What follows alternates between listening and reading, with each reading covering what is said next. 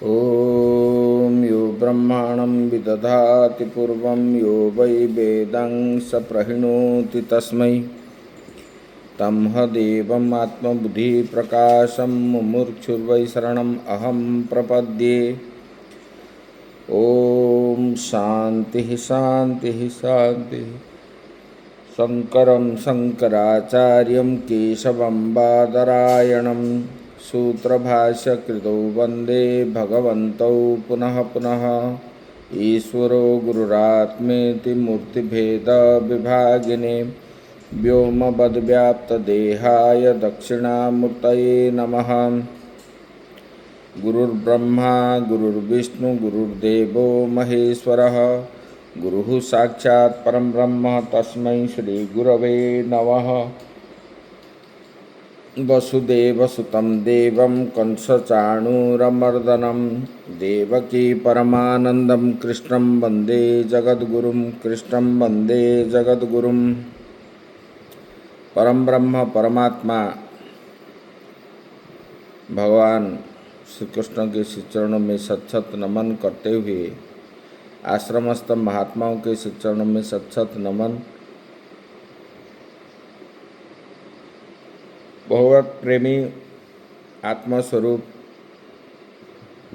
श्रद्धेय भक्तबुंद भक्तिमयी माताएं,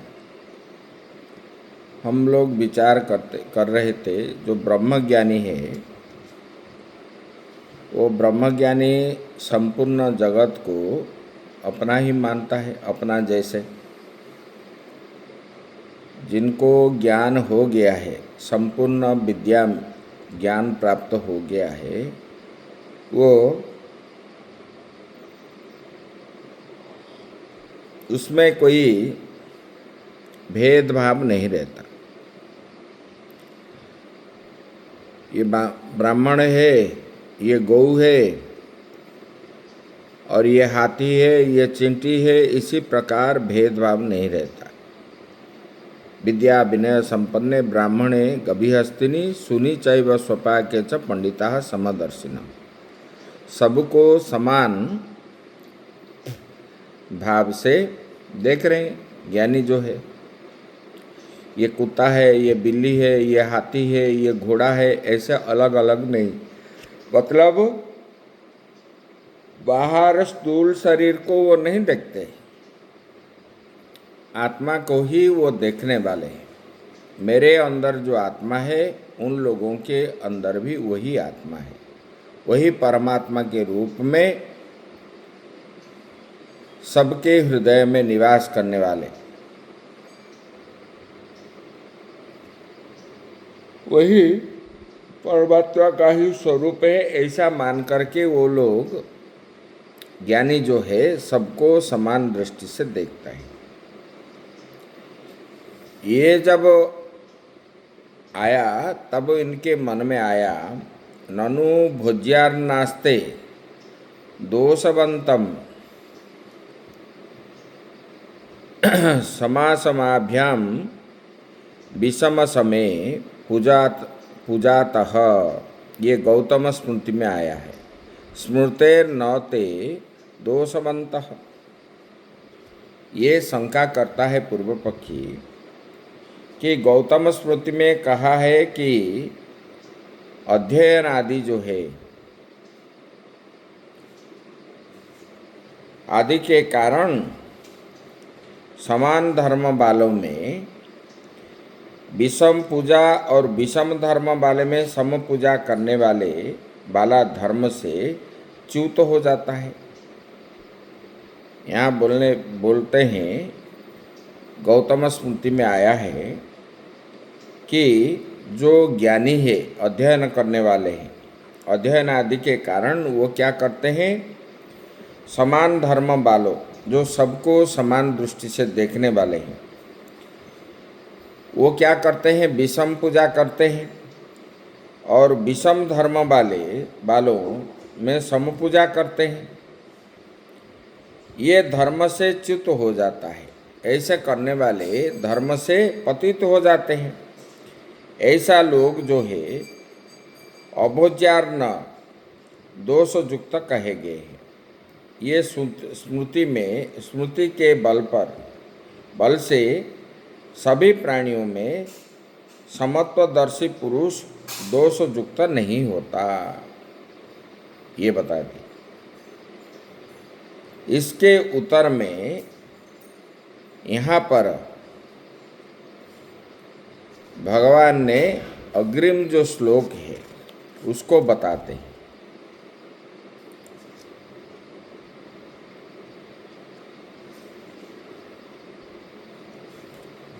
ये बताते हैं, इहैव तैर्जितः स्वर्गो ये साम्ये स्थितं मनः निर्दोषं हि समं ब्रह्म तस्मात् ब्रह्मणि ते स्थितः। इह एव जीवद्भिः एव तैः समदर्शिभिः पंडितैः जतो वशीकृत सर्गो जन्म येषां साम्ये। बोले कि ऐसे समदर्शी पंडित इस जीवन काल में इहैव तैर्जितः स्वर्गो, वो क्या करता है, स्वर्ग को जीत चुका है। स्वर्गो पंडितैः जीतो वशीकृतो स्वर्ग, मतलब स्वर्ग को वो जीत लिया। जिनके मन जो है संपूर्ण भूतों में समभाव से विद्यमान ब्रह्म में सदा निश्चल हो चुका है। बोले कौन स्वर्ग को जीत, मतलब स्वर्ग को जीत लिया, मतलब स्वर्ग को वो तुच्छ देखने वाले, क्योंकि स्वर्ग जो जाने वाले होते हैं वो उपभोग करने के बाद स्वर्ग में क्या होता है, उपभोग ही होता है, खाना पीना और नृत्यांगना के साथ, मतलब अपने उपभोग आदि करने के लिए वो स्वर्ग है। जितना दिन पुण्य है उतना दिन स्वर्ग में रहेंगे। फिर जो है पुण्य खत्म होने के बाद वो धकेल देते हैं तो फिर जन्म लेना पड़ता है। इसलिए ज्ञानी वो स्वर्ग को जीत लिया, मतलब उन्होंने स्वर्ग को नहीं चाहते, मतलब जो कर्म करते हैं वो स्वर्ग सुख आदि वो नहीं चाहते। जिनका मन जो है संपूर्ण भूतों में, जिनका मन संपूर्ण भूतों में, जितने सारे जीव जगत है संपूर्ण भूतों में एक आत्मा ही दिख रहा है, वो ऐसे वाले व्यक्ति वो सदा क्या रहता है, स्थितं मनः, निश्चल रहता है। येषां साम्ये स्थितं मनः, मतलब सब भूतों में एक आत्मा का ही दर्शन जो करता है वो प्राणी क्या है, स्थित रह करके वो क्या करता है, स्थिर हो करके रहता है। आत्मा ही सब कुछ है, सबके अंदर आत्मा ही है, ऐसा। येषां साम्ये सर्वे भूतेषु ब्रह्मणि समभावे स्थितं निश्चलीभूतं मनो अंतकरणं निर्दोषम। वो अंतकरण में, मन में, सब में जो है वो एक आत्मा को ही देखता है। यद्यपि दोषवत्सु स्वापकादिषु मूढ़ैः तद दोषैः दोषवदिव विभाव्यते, तथापि तद दोषैः अस्पृष्टम इति निर्दोषम दोषवर्जितम ही यस्मान् न अपि स्वगुणभेद भिन्नम निर्गुणत्वात् चैतन्यस्य। यहाँ पर बता रहे हैं, यद्यपि दोषयुक्त चंडलादि में मूढ़ पुरुष उनके दोष से चैतन्य ब्रह्म को दोष वाला भी समझ जाता है, फिर भी उन शरीर उपाधि दोष से ब्रह्म सदा असंस्पृष्ट है, वह निर्दोष है। लेकिन यद्यपि दोषयुक्त चंडालादि जो है मूढ़ पुरुष, उनके दोष से चैतन्य ब्रह्म को दोष वाला भी समझता है, वो भी आत्मा को भी दोष वाला समझता है, फिर भी उन शरीर उपाधि दोष से ब्रह्म सदा आत्मा क्या है, असंस्पृष्ट है, निर्मल है, निर्दोष है। चैतन्य ब्रह्म निर्गुण होने के कारण अपने गुणबोधों से सर्वथा भिन्न नहीं होता। आत्मा कभी भिन्न नहीं होता, आत्मा को दोष नहीं लगता, आत्मा पापी नहीं होता। इसी प्रकार वो सदा निर्गुण ही रहता है। आत्मा हर समय निर्गुण ही है, ना सत्व है, ना रज है, ना तम है। ये इस बात को आगे क्षेत्रज्ञ योग में बताएंगे। ये बता रहे ना, अनादित्वम निर्गुणत्वात्, इसमें बताया गया है। भगवान श्री कृष्ण कहेंगे, बोले कि इच्छा आदि देह के धर्म है। ये इच्छा आदि हम जो करते हैं, ये धर्म किसका है? आत्मा का नहीं है, ये देह का धर्म है। परमात्मा तो अनादि होने से वो निर्गुण है।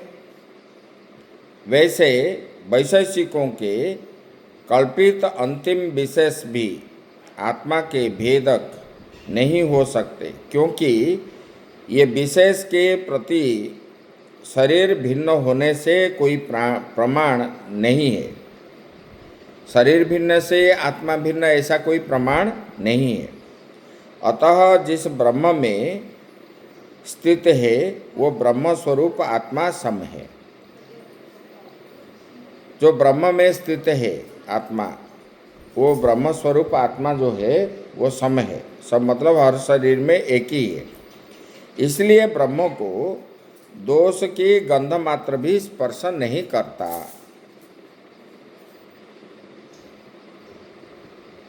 ये भगवान ने यहाँ पर बता दिया।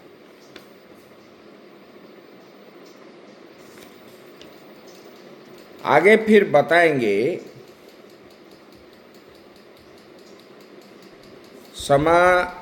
समाभ्याम इत्यादिदम तु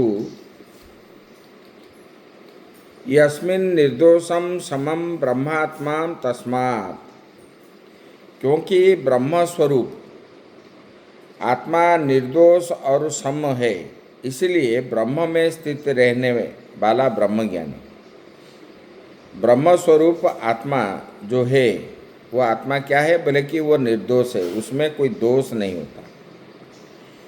और नित्य निरंतर ब्रह्म में स्थित वाला जो ब्रह्मज्ञानी है, उसका बुद्धि जो है कैसे? न प्रहुष्येत प्रियम प्राप्य, न द्विचेत प्राप्य च प्रियम, स्थिर बुद्धिरसम मूढ़ो ब्रह्मविद ब्रह्मणि स्थित। बोले कि ऐसे वाले ब्रह्मज्ञानी, उनका कैसा स्वभाव है? बोले कि उनका बुद्धि स्थिर है और सम्मोह रहित है, मतलब किसी के प्रति आसक्ति नहीं होता। बोले कि इष्ट वस्तु को प्राप्त करने, जो इष्ट वस्तु है, न प्रहुष्येत प्रियम प्राप्य, वो इष्ट वस्तु को प्राप्त होने पर भी जिनके मन में प्रसन्न नहीं होता, न प्रसन्न होता है, न अप्रियम, न अनिष्ट वस्तु को प्राप्त करके उनके मन में उद्विग्न होता है। जो प्रिय वस्तु को प्राप्त करके न आनंद होता है, न अप्रिय वस्तु को प्राप्त करके उनके मन में अनिष्ट होता है, ऐसे बताए। उद्विग्न उनके मन में होता है। वो क्या है? बोले कि भगवान बता रहे हैं, बोले कि देखो, केवल आत्मदर्शिन तस्य प्रिय अप्रिय प्राप्त्य संभवात्। देह मात्र में आत्मदर्शी अज्ञानी ही प्रिय वस्तु को, अज्ञानी ही क्या करता है, प्रिय वस्तु को प्राप्त करके आनंद होता है और अप्रिय वस्तु को प्राप्त करके दुखी होता है, विषाद युक्त होता है। उस केवल आत्मदर्शी पुरुष में प्रिय अप्रिय की प्राप्ति से संभव नहीं है। लेकिन जो आत्मदर्शी है, आत्मज्ञानी है, प्रिय वस्तु को प्राप्त करके उनके मन उत्फुल्लित नहीं होता है और अप्रिय वस्तु प्राप्त करके उनके मन में कोई उद्विग्न नहीं होता। ये अज्ञानी को ही होता है, जो देह को चाहने वाले।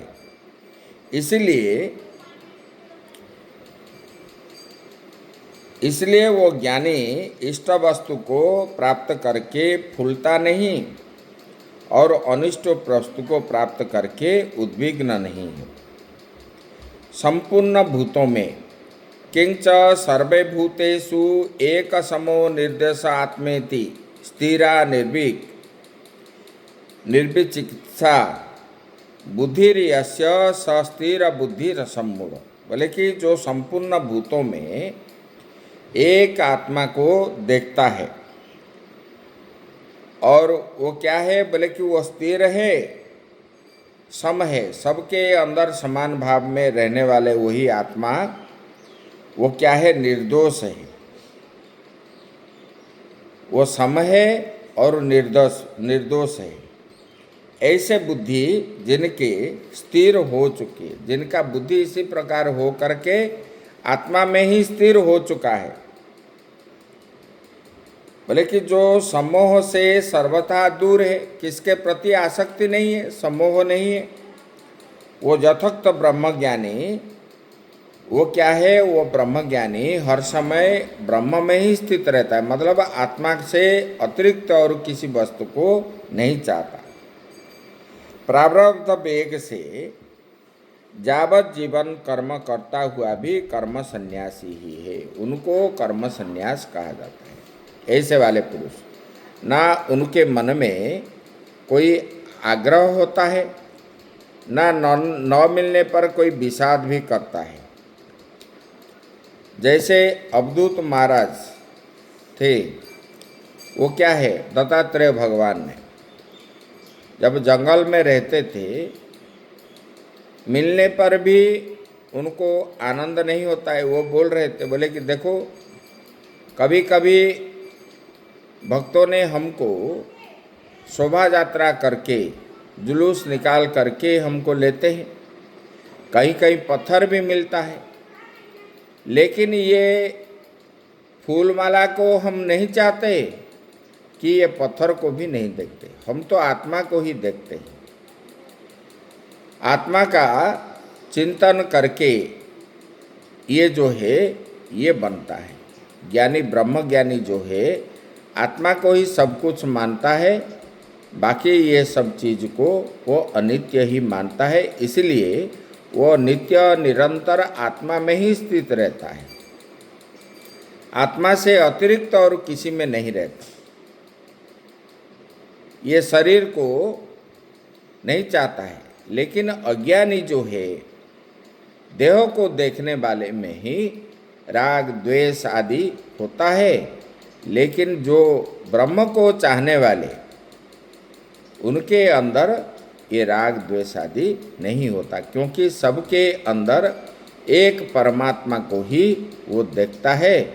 यही भगवान ने बता रहे हैं। आगे की चर्चा हम कल करेंगे। ओम पूर्णमदः पूर्णमिदं पूर्णात् पूर्णमुदच्यते पूर्णस्य पूर्णमादाय पूर्णमेवावशिष्यते। ओम शांति शांति शांति।